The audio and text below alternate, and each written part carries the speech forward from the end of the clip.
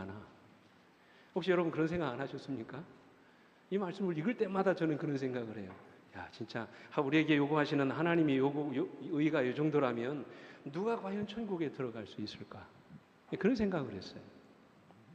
우리 주님은 분명히 말씀하셨죠. 20절에 내가 너에게 이르노니 너희 의가, 보세요, 서기관과 바리새인보다 뭐하지 않으면, 더 낫지 않으면, 그들보다 더 좋지 않으면 결코 천국에 들어가지 못할 것이라고 말씀하셨어요. 여러분, 사복음서에서 천국과 관련해서 주님이 절대로 그렇게 할 수 없다고 말씀하신 것이 3번 나옵니다.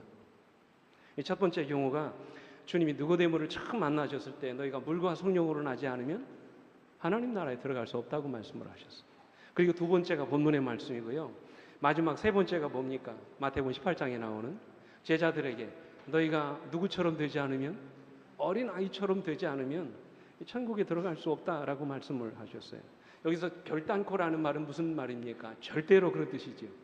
그런 일이 없다는 얘기예요. 특별히 오늘 본문의 말씀에서 하신 이 말씀이 저에게 가장 큰 부담이었어요. 여러분, 이 말씀을 읽고 듣고 부담을 갖지 않을 분 계실까요? 이 말씀은 예수님이 어디서 하신 말씀입니까? 산 위에서 하신 말씀입니다. 그 일명 산상보훈이라고 하는 그 말씀 속에 우리 주님이 이 말씀을 하셨어요. 그러니까 팔복을 말씀하시는 주님이 천국의 시민이 될 자격을 말씀하시면서 너희의 의가 서기관이나 바리새인들의 의보다 더 낫지 않으면 절대로 천국에 들어가지 못한다고 이 말씀을 하셨어요. 여러분, 이 말씀을 읽고 듣고 가장 큰 충격을 받았던 사람이 누굴까요? 예수님 주변에 있던 제자들이었을 것입니다. 아마도 제자들도 우리와 같은 의문을 품었을 것입니다. 예수의 말씀은 그들에게 충격이었습니다. 여러분, 이 말씀을 듣고 충격을 받지 않을 사람이 누가 있겠습니까? 그럼 누가 천국에 들어갈 수 있겠습니까? 왜요? 그 당시에 서기관이나 바리새인들은 굉장한 신앙적인 수준에 있는 사람들이었어요. 아무도 그들을 따라갈 수 없을 만큼 굉장히 영적으로 탁월한 수준에 있는 사람들이었어요. 여러분, 서기관들은 주로 뭐 하는 사람들입니까? 서기관들이 뭐 하는 사람들이에요? 아침부터 저녁 잘 때까지 몸만 베끼는 사람들입니까? 성경을 베끼는 사람들. 요즘처럼 인쇄술이 발달한 그런 시대가 아니었기 때문에 그 당시에는 사람들이 일일이 성경을 뭐 했습니까? 손으로 베껴서 옮겼습니다. 그러니까 여러분, 하나님의 말씀에 대해서는 그들은 아주 해박한 지식을 갖고 있는 사람들이었습니다. 이 서기관들은 대단한 영적인 권위와 말씀의 능력을 가진 사람들이었어요. 이 바리새인들은 어떻습니까? 여러분 아시죠? 이 바리새인이라고 하는 이름의 뜻이 뭡니까? 분리된 자라는 말이잖아요. 구별된 사람들.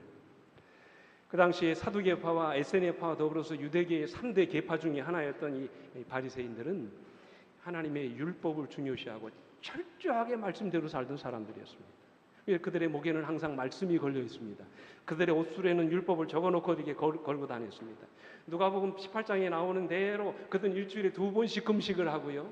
하나님 앞에 11조와 헌물을 철저하게 구별했던 사람들이에요. 심지어 여러분, 이 사람들이 어떤 사람들이냐면 그 당시 문헌에 의하면 이런 말이 있어요. 만약 하나님이 천국문을 열어놓고 단 2사람만 들여보내신다면 한 사람은 서기관이고 다른 한 사람은 바리새인이 될 것이다. 여러분, 이 말이 무슨 의미인지 아시겠어요?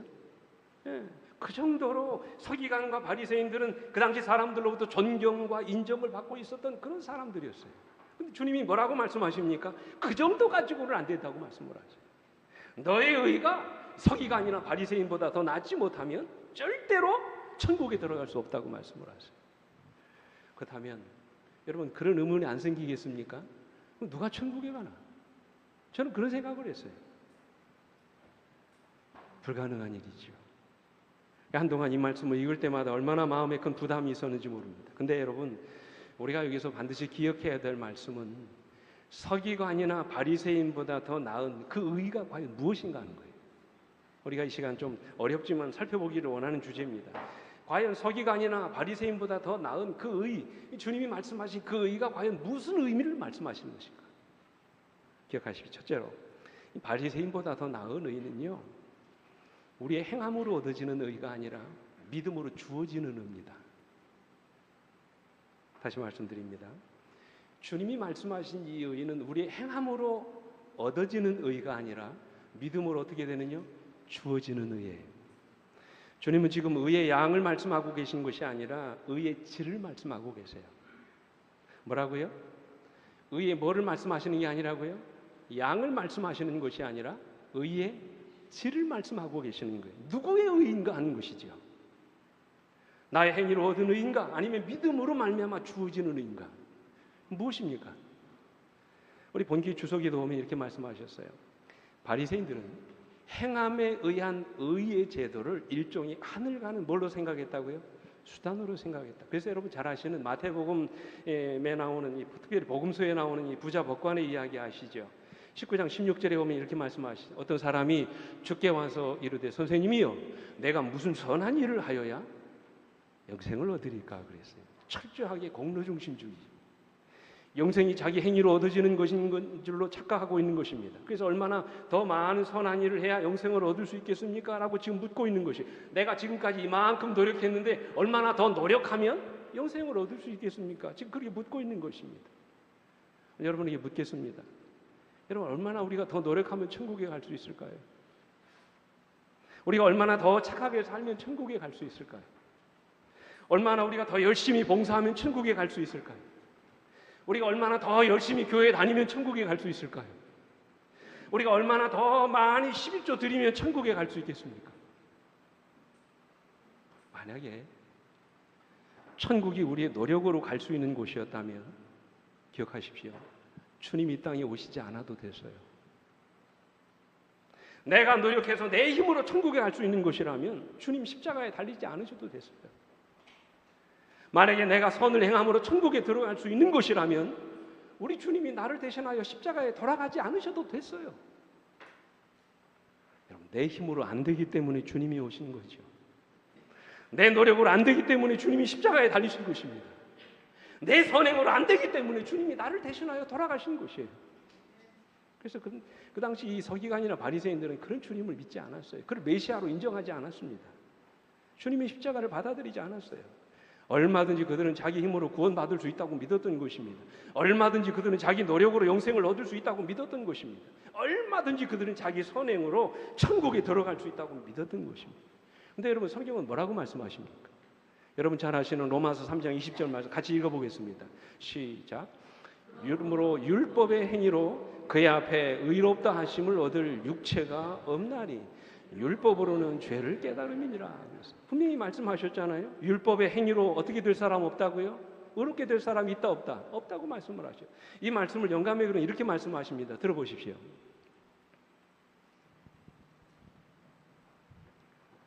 정록이단 62페이지에 있는 말씀, 율법을 지키는 일을 자신의 행위로 힘으로 행함으로써 거룩하여지려고 하는 자는 무슨 일을 하는 거라고요? 전혀 불가능한 일을 하려는 것이다.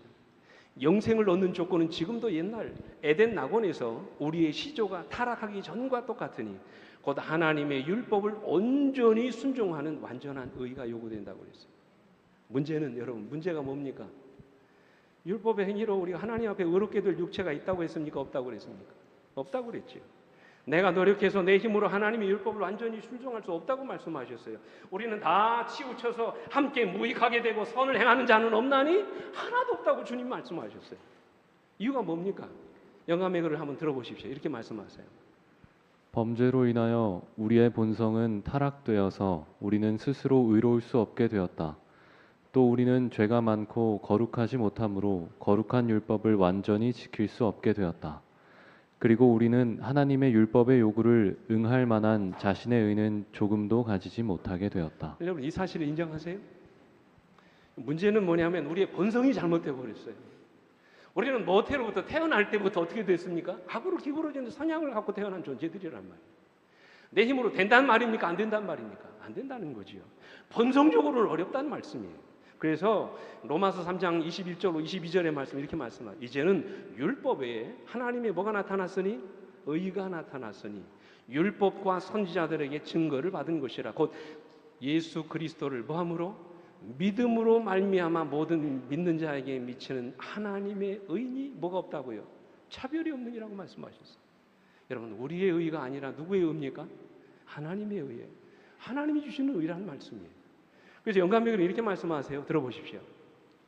그리스도께서 우리를 위하여 피할 길을 열어주셨다. 그는 죄 없는 생애를 사셨다. 그는 우리를 위하여 죽으셨고 지금 그는 우리 죄를 벗기시고 당신의 의를 우리에게 주시려고 하신다. 그대가 자신을 그에게 바치고 그를 그대의 구주로 받아들이면 그대의 생애가 아무리 악하였을지라도 그의 공로로 인하여 그대는 의롭다 하심을 얻는다.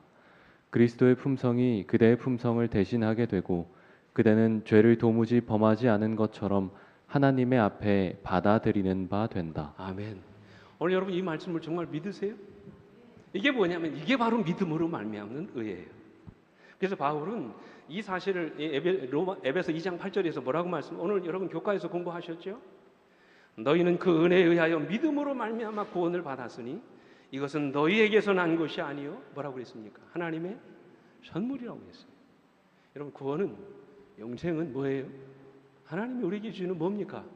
선물입니다. 혹시 여러분 선물 받을 때 돈 내고 받으시는 분 계세요? 어떤 노력을 하고 여러분 선물 받으십니까? 대가 없이 주시는 거예요. 값없이 주어지는 것입니다. 그러면 여러분 우리가 얻어지는 이 구원이나 영생은 내가 노력해서 대가로 주어지는 것이 아니라 하나님이 우리에게 값없이 주시는 뭐예요? 선물인 것입니다. 나는 비록 연약하고 보잘것없는 죄인이지만 나의 죄를 대신하여 십자가에 죽으시고 나에게 영원한 생명을 주시는 그 예수 그리스도를 우리가 뭐 할 때? 믿을 때 주님께서 우리의 믿음을 보시고 우리에게 선물로 주는 것이라고 말씀을 하셨어요. 이것이 바로 믿음으로 말미암는 의입니다. 이것이 바로 하나님이 주시는 의예요. 우리에게서 나는 의가 아니라 하나님이 주시는 의인 것입니다.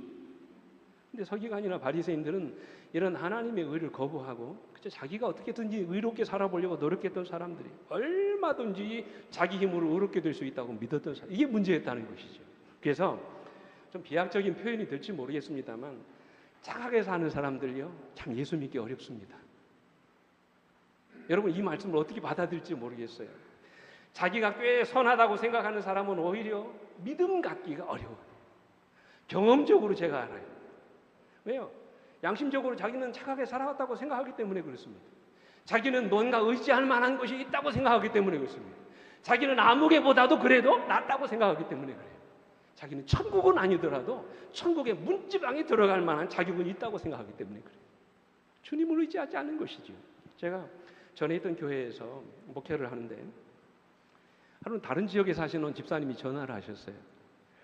목사님, 자기 언니가 지금 거기 사는데 언니를 인도하고 싶은데 좀 방문을 해달라는 게, 우리가 그런 전화를 많이 듣잖아요. 근데 그분이 그런 말씀을 하세요. 저희 언니는 천성이 얼마나 착하고 성품이 좋은지 교회만 안 나갔지 우리 재림교인이나 마찬가지라는 거예요. 무조건 방문하십시오. 그러면 교회 나올 겁니다. 희망을 갖고 갔잖아요. 여러분 어떻게 됐을까요? 그 집사님 말씀만 믿고 집을 방문했습니다. 만나보니 참 좋은 분이세요.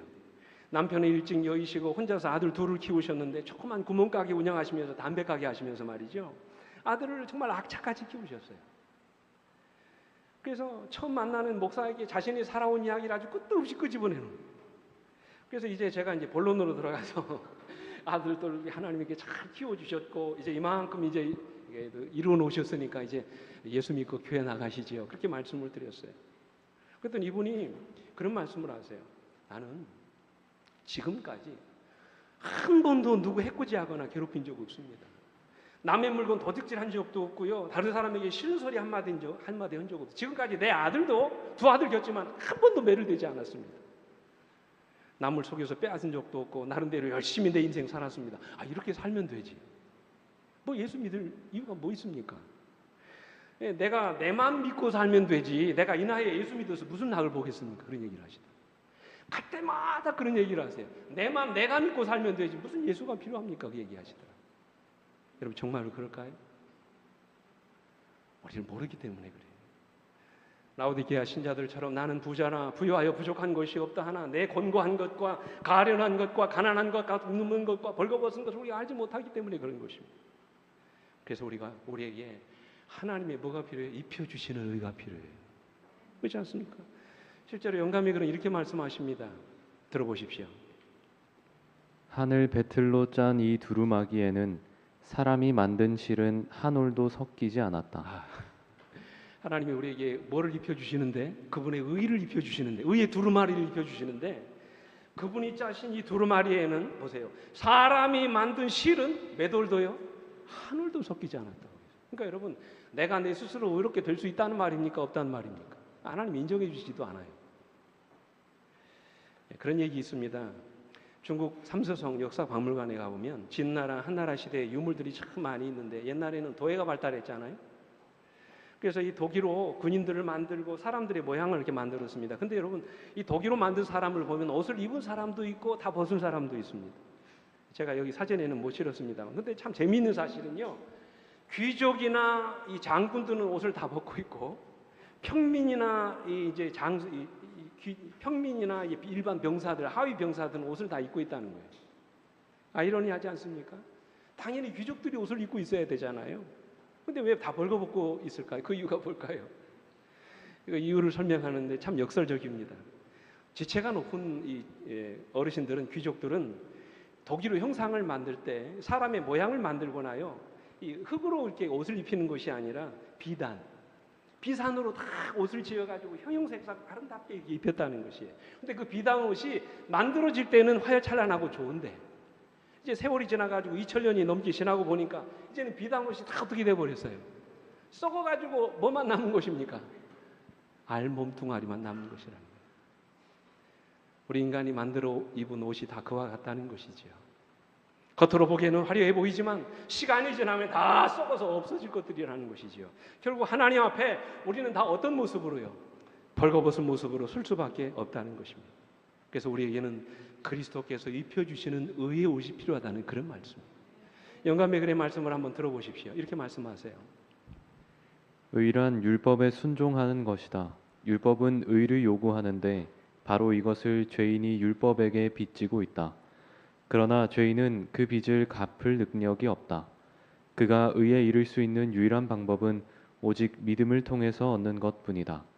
그는 믿음에 의해서 그리스도의 공로를 하나님께 가져갈 수 있으며 하나님께서는 당신의 아들의 순종하심을 죄인의 계정에 두신다. 인간이 실패한 자리에 그리스도의 의를 받아들이시고 하나님께서는 회개하고 믿는 영혼을 받으실 뿐만 아니라 용서하시고 의롭게 하시며 그를 마치 의인인 것처럼 취급하시고 그를 사랑하신다. 아멘. 여러분, 이 말씀을 믿으세요? 우리가 예수 그리스도를 믿음으로 받아들이고 그분의 공로를 우리 자신의 공로인 것처럼 우리 아버지 하나님 앞에 가져갈 때 우리 아버지 하나님께서는 마치 우리를 뭐처럼 취급하신다고요? 의인처럼 취급해 주신다고 말씀하셨어요. 그래서 영감의 글은 이렇게 말씀하세요. 더 중요한 말씀입니다. 우리들은 마치 우리들 자신을 구원할 능력이나 있듯이 자신을 바라본다. 그러나 하나님께서는 우리들이 자기 자신을 구원할 아무 능력이 없으므로 우리들을 위하여 죽으셨다. 우리들의 소망과 우리들의 공의와 우리들의 의는 모두 주님 안에 있다. 아멘. 여러분, 이 말씀을 기억하십시오. 우리의 소망과 우리의 공의와 우리의 모든 의는 다 누구 안에 있다고요? 주님 안에 있다. 사랑하는 성도 여러분, 진정 그렇게 되기를 원하십니까? 우리 자신의 의가 아닌 주님의 입혀주시는 믿음의 의를 사모하게 되시길 간절히 바랍니다. 우리 스스로 우리 자신의 구원을 이루려는 모든 노력을 중단하고 이제는 예수 그리스도를 개인의 구주로 영접하심으로 주님이 주시는 값없는 의를 옷 입게 되시길 간절히 바랍니다. 이게 바로 주님이 말씀하신 바리새인보다 더 나은 의예요. 이해되십니까? 두 번째, 여러분, 바리새인보다 더 나은 의는 뭐냐면 보여주기 위한 의가 아니라 마음에서 우러나는 의예요. 자기를 과시하고 보여주기 위해서 행하는 그런 의가 아니라 마음에서부터 하나님의 법을 사랑하고 그분의 말씀대로 순종하고자 하는 그 의를 말하는 것입니다. 다시 말하면 율법의 문자적인 자구적인 순종을 넘어서 율법의 정신을 실천하려고 하는 그런 의를 말씀하시는 거예요. 한마디로 외식이 아닌 진심에서 우러나오는 의를 말씀하시는 거예요. 그런 사람이 정말로 하나님이 보실 때 의로운 사람이라고 말씀하세요. 근데 여러분, 바리새인들의 문제가 뭡니까? 보십시오. 우리 본교의 주석에 이렇게 말씀하세요. 서기관들과 바리새인들의 의는 율법의 뭐에 자구, 문자에 대한 뭐예요? 외적인 것에 뭐 했다고? 집착했다고 그랬어요. 너무나도 사람들에게 보여지는 부분에만 신경을 썼다는 말이에요. 자신의 속내를 드러내놓지 않고 겉으로 의로운 척하며 살았다는 것이죠. 한마디로 겉과 속이 다른 인생을 살았다는 말씀이죠. 철저하게 자기를 위장하고 겉으로만 깨끗한 사람인 것처럼 그렇게 살았다는 것입니다. 한 번도 정직하게 자기 자신을 드러내놓지 않았어요. 마치 예수의 제자 누구처럼? 가룟 유다처럼. 그런 얘기가 있습니다. 제가 한번 일전에 교회 그 밴드에 올렸던 이야기인데, 이 동물 연구가들에 의하면 이 늙은 코끼리는 물을 마실 때마다 아주 특별한 행동을 한대요. 이 젊은 코끼리들은 그냥 이게 코를 버시고 이렇게 물을 마시는데, 늙은 코끼리들은 일단 물을 먹기 전에 앞발로 한번 물을 한번 딱 틀어 놓은 다음에 물을 마신다는 거예요. 희한하죠?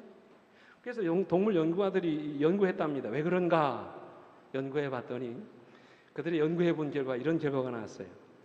이 행동은 물에 비친 자신의 주름진 얼굴을 보지 않기 위해서 그렇게 행동하는 것으로 나타났다.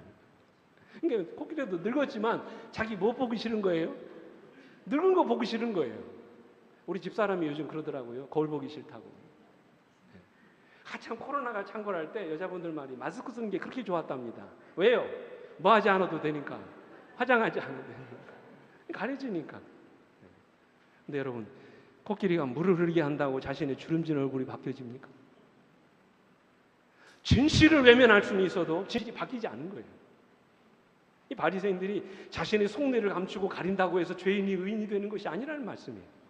자신을 그럴듯하게 포장한다고 해서 죄인이 의인이 되는 것이 아니라는 말씀이에요. 그것은 외식입니다. 위선이지요. 눈속임에 불과할 뿐입니다.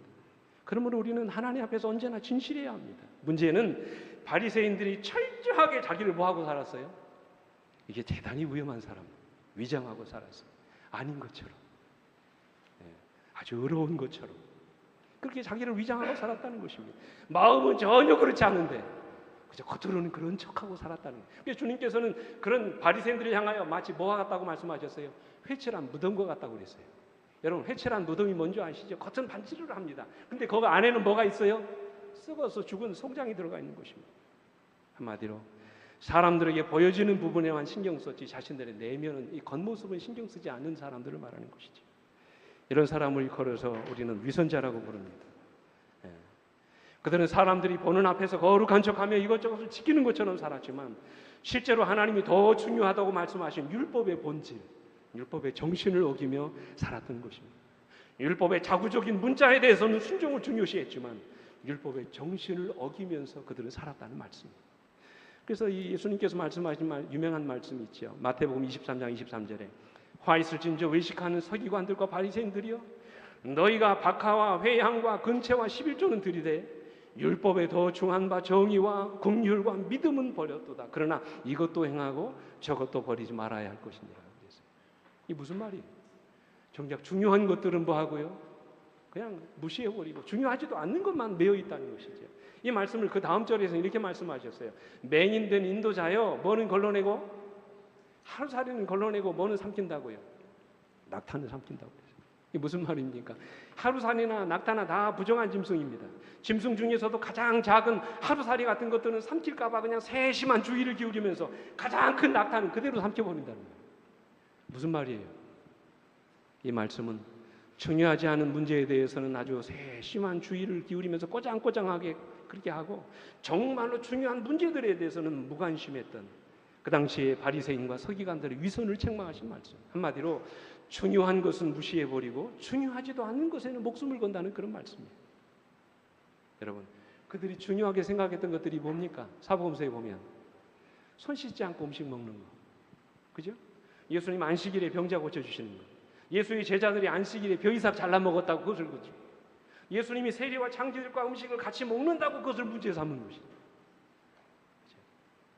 그러면서도 본인들은 율법에 더 중요한 정신인 정의와 사랑과 믿음을 실천하지 않고 살았던 것입니다. 그래서 주님이 너희들의 의가 서기관과 바리새인들보다 더 낫지 아니하면 결단코 천국에 들어갈 수 없다고 말씀하십니다. 그렇다면 여러분, 우리 주님이 이 서기관과 바리새인들에게 요구하신 의가 뭘까요? 잘 주목해서 들어보십시오. 그리스도께서 가르치신 의는 하나님께서 계시하신 뜻의 마음과 생애를 일치시키는 것이다. 죄된 사람은 하나님을 믿고 하나님과 산 연락을 유지할 때에만 의로워질 수 있다. 그렇게 될 때에 참된 경건이 사상을 향상시키고 생애를 고상하게 할 것이다. 그리하면 신앙의 외관적 모습은 그리스도인의 내적 순결함과 일치한다. 아멘. 여러분, 그리스도께서 가르치신 의는 하나님께서 계시하신 뜻에 마음과 뭐를 일치시키는 거라고요? 생애를 일치시키는 것이라고 말씀하셨어요. 그러니까 여러분, 우리가 예수님을 제대로 믿으면 우리의 겉과 속이 어떻게 된다고요? 같아야 된다는 말씀이죠. 이것이 주님께서 우리에게 요구하시는 의입니다. 겉과 속이 같은 신앙을 주님이 우리에게 요구하신다는 말씀이에요. 우리의 신앙과 삶이 일치하는 그런 신앙인을 이 시대에 주님께서 요구하신다는 말씀이에요. 예수님을 믿고 난 이후에 우리가 구원받은 가장 확실한 증거가 뭡니까?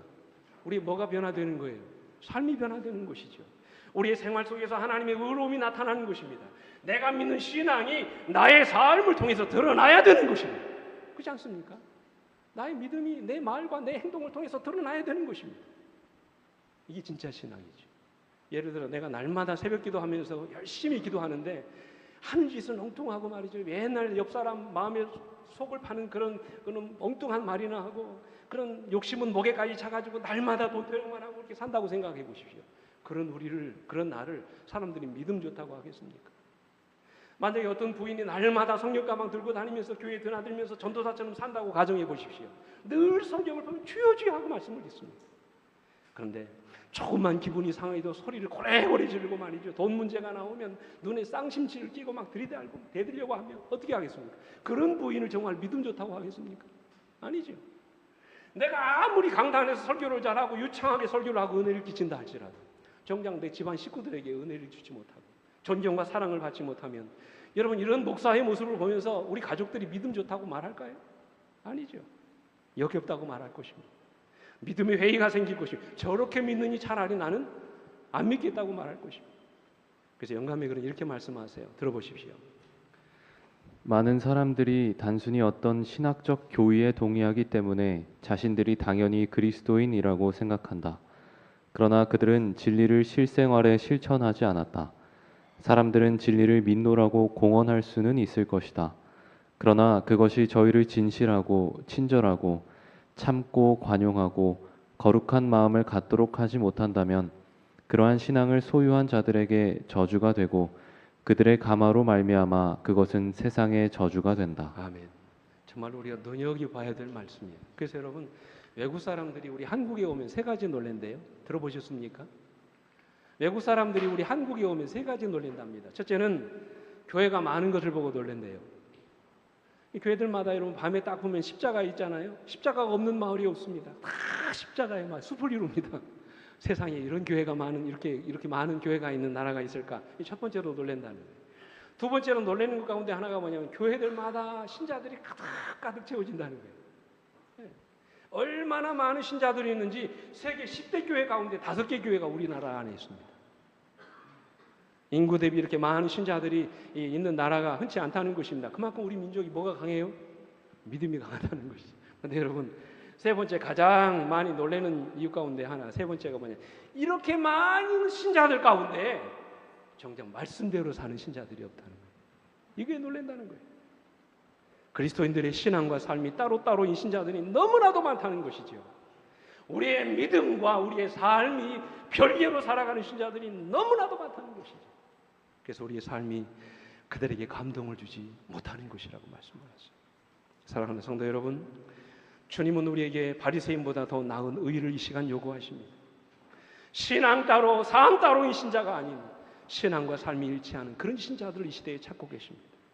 우리 모두 우리의 믿음과 생활이 하나인 그런 신자들이 되시길 간절히 바랍니다. 믿음은 반드시 뭐를 낳게 되어 있어요? 순종을 낳게 되어 있습니다. 믿음이 우리의 행함과 함께 일하고 행함으로 말미암아 우리의 믿음이 온전하게 되는 것이라고 말씀하셨어요. 그게 진짜 믿음이에요. 하나님이 우리에게 이런 믿음을 요구하고 계십니다. 이것이 바로 바리새인보다 더 나은 의입니다. 마지막으로 바리새인보다 더 나은 의는요, 내 힘으로 얻는 의가 아니라 성령이 도와주시는 권능으로 이루어지는 의예요. 내 의지나 결심으로 되는 것이 아니라 성령이 주시는 능력으로 이루어지는 하나님의 역사입니다. 이 전적인 하나님의 은혜지요. 여러분 이것을 믿으십니까? 하나님이 성령을 통해서 나를 날마다 새로운 사람으로 빚어주십니다. 그것은 내가 하는 것이 아니라 내 안에 계신 누가 하시는 거예요? 성령께서 이루어지시는 거예요. 여러분 예수님을 처음 믿는 사람들이 어떻게 말씀대로 삽니까? 그것은 예수 믿고 하나님의 자녀로 인정받는 자들에게 하나님이 뭐를 주시기 때문에 그렇습니까? 성령을 선물로 보내주시기 때문에 그렇습니다. 그래서 내 힘으로 하려면 거역인데 성령께서 날마다 그렇게 살아가도록 역사하시기 때문에 내 삶의 기쁨이 되는 것이에요. 그죠? 성령께서 나로 하여금 그렇게 순종하여 살 수 있는 힘과 능력을 주시기 때문에 그렇습니다. 그래서 요한복음 3장 3절에 보면 예수께서 니고데모에게 그런 말씀하셨잖아요. 예수께서 대답하시어 이르시되 진실로 진실로 내게 이르노니 사람이 거듭나지 아니하면 하나님 나라를 볼 수 없느니라고 그랬어요. 우리가 뭐 하지 않으면 이 거듭남이라는 말을 뭐라고 말씀하셨습니까? 영감의 그런 말씀 들어보십시오. 이렇게 말씀하셨어요. 마음의 냇물이 맑게 되려면 먼저 마음의 샘이 정결하게 되어야 한다. 자기 자신의 행위로 율법을 지킴으로 하늘에 이르고자 힘쓰는 자는 불가능한 것을 시도하고 있는 것이다. 단지 율법주의적인 종교, 곧 경건의 모양만을 가진 자에게는 안전함이 없다. 그리스도인의 생애는 옛 것을 변경하고 개량하는 것이 아니라 본성을 변화시키는 것이다. 자신과 죄에 대하여는 죽고 전적으로 새로운 생명이 나오는 것이다. 이게 거듭남이에요. 내가 하는 것이 아니라 내 안에 계신 전적으로 새로운 생명이신 누가요? 성령께서 내 안에 그렇게 역사하시는 것입니다. 그래서 우리가 거듭나야 된다고 말씀을 하세요. 요한복음 3장 5절에 예수께서 대답하시되 진실로 진실로 내게 이르노니 사람이 물과 뭘로 나지 아니하면 성령으로 나지 아니하면 하나님 나라에 들어갈 수 없다고 그래요. 물은 뭡니까? 침례지요. 우리가 예수 그리스도를 개인의 구주로 영접하고 그분 앞에 내가 하나님의 말씀대로 살겠다고 서원합니다. 약속합니다. 물론 우리의 더러운 것만 씻는 것이 아니라 내 신령을 씻고 내가 이제부터는 하나님의 말씀대로 살겠습니다. 엄숙히 서약하는 것이 이게 침례지요. 그때 하나님께서 우리에게 주시는 선물이 있는데 바로 그것이 뭐라고요? 성령이라고 말씀하세요. 성령이 하시는 일이 뭡니까? 거듭나게 하시는, 새 사람 되게 하시는 것입니다. 변화시켜 주시는 것입니다. 우리 안에 잃어버린 하나님의 형상을 회복하게 하시는 것입니다. 날마다 우리의 품성이 주님을 닮아가게 하시는 것입니다. 우리의 본성이 바뀌고 새로운 나로 우리 하나님께서 재창조해 주시는 것입니다. 뭐를 통하여? 성령을 통하여. 그래서 여러분 잘 아시는 영감이 그런 이렇게 말씀하십니다. 하나님의 성령이 사람의 마음을 사로잡을 때 뭐가 변화된다고요? 우리의 생애가 변화된다. 시간 때문에 한 이야기만 드리고 말씀을 마칩니다. 지난 2009년도 7월 17일에 이 포에마라고 하는 출판사에서 출간한 책 중에 어메이징 그레이스라고 하는 그 책이 있습니다. 이 책의 주인공이 저자가 누구냐면 한린다라고 하는 여인인데 본명은 한영주 집사입니다. 이분의 파란만장한 이야기가 이 책에 기록되어 있어요. 기회가 되면 한번 여러분 보십시오. 이 책을 펴면 서두에 제일 먼저 무슨 이야기가 나오냐면 허드슨 강의 기적에 대한 이야기가 나와요. 2009년 1월 15일에 승객 150명을 태운 US 에어웨이스라고 하는 여객기가 이제 이륙합니다. 근데 이륙한 직후에 갑자기 고층 빌딩이 운집해 있는 맨하튼 옆에 있는 허드슨 강에 불시착하게 돼요. 뭔가 기체 결함이 있어가지고 갑자기 강에 떨어지게 된 것입니다. 이날 비행기가 강으로 떨어지는 모습을 지켜본 이 뉴욕의 주민들은 2001년에 뭐가 일어났습니까? 9.11 테러 사건이 있었잖아요. 그때의 공포 때문에 막 사람들이 가슴을 애태우면서 그 떨어지는 이 비행기를 쳐다보는 것입니다. 근데 조종사의 기지로 별다른 동체의 파손 없이 이 강물 위에 이 비행기가 안전하게 착륙하게 됐고요. 다행히 승객 모두가 기적적으로 살아나는 참 놀라운 일이 일어납니다. 근데 여러분 그날 이 비행기 안에 타고 있던 주인공이 바로 누구냐면 린다 이 한영주 집사였습니다. 하나님이 사지에서 그를 살려주신 것입니다. 근데 여러분 그것은 그녀의 삶에 시작된 첫 번째 시련이 아니었습니다. 제가 그 책을 통해서 쭉 보니까 그 이후로 얼마나 아주 그냥 괴롭고 애절한 아주 그 삶에 어려운 애환들이 많이 있었는데 이분이 1955년도 3월에 이제 춘천에서 태어났는데요. 아주 부유한 가정에서 자랐습니다. 그러다가 아버지의 사업 실패로 인해서 가족이 깨어집니다. 그때부터 말로 다 할 수 없는 고생길이 시작합니다. 결국 미국으로 건너가서 34년 동안 피자 가게 점원에서부터 농장의 잡부로 청소업체 사장으로 무려 90여 가지가 넘는 일을 하면서 아주 억척스럽게 살아갑니다. 이 과정에서 남자들에게 배신당하고 심지어 성폭행을 당하고 낙태를 하게 되고 2번이나 이혼의 아픔을 겪게 되고 자녀들과 헤어지게 되고 한국과 일본, 미국으로 왔다 갔다 하면서 정말 정처 없이 살아가는 떠돌이 인생을 살아가게 됩니다. 악자같이 돈을 벌어놓으면 어느새 돈 냄새를 맡은 남자들이 다가와가지고 온갖 가문이 서로 깨워가지고 다 돈을 빼앗아가고 인생의 밑바닥으로 떨어지기를 수없이 반복했습니다. 여러분 얼마나 비참한 인생입니까? 어린 시절에는 부모로부터 버림받고 자라서는 사람들로부터 배신당하고 결혼해서는 사랑하는 남편으로부터 버림받아서 가정이 깨어지는 위기를 경험했어요. 그러면서 그녀는 수없이 인생을 포기하고 싶은 마음의 유혹을 받았다고 했어요. 한 번은 의사가 처방해준 수면제를 한꺼번에 털어놓고 죽으려고 자살도 했다고 해요. 어떻게 해볼 수 없는 절제절명의 위기 앞에서 그녀는 인생을 막 살기도 했고 돈과 쾌락에 빠져서 형편없이 망가진 인생을 살아가기도 했다는 것입니다. 그런데 그러다가 인생의 끝자락에서 누구를 만나요? 이분이 하나님을 만납니다. 완전히 새로운 인생으로 변화된다는 그런 이야기예요. 하나님은 절망의 끝자락에 서 있는 그녀를 버리지 않으셨고 수없이 거듭되는 인생의 고난을 통해서 그녀의 인생을 다듬어 가셨다고 말씀을 하세요. 그러면서 그녀는 그것을 가리켜서 뭐라고 표현했냐면 그것은 하나님의 잔인한 자비였다고 했어요. 하나님이 뭐라고요? 잔인한 자비라고 했어요. 그러면서 그 책이 이렇게 유명한 고백을 합니다. 하나님은 자기 것으로 삼은 자를 어떻게 해서라도 진 이겨서라도 자기에게로 끌고 오신다고 했어요. 여러분 이 말에 동감하십니까? 하나님은 자기 것으로 삼은 자를 어떻게 해서라도요 진 이겨서라도 끌고 오신다고 했어요. 여러분 이 세상에 상처 없는 사람이 있을까요? 깨어지고 부서지지 않은 인생이 있을까요? 없습니다.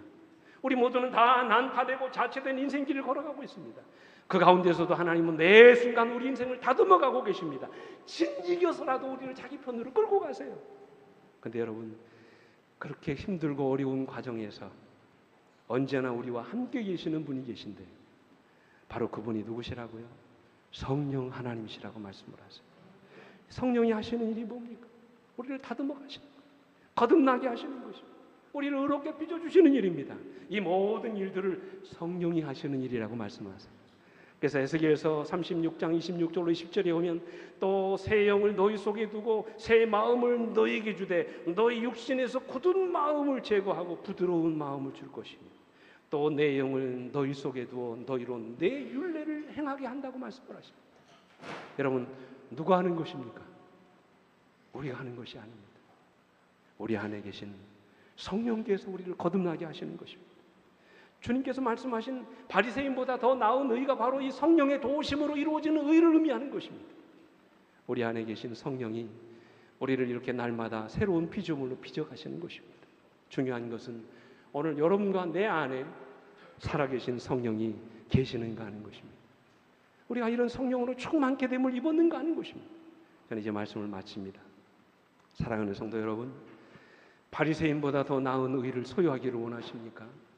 매일매일 순간 성령 충만을 위해서 기도하시게 되기를 간절히 바랍니다.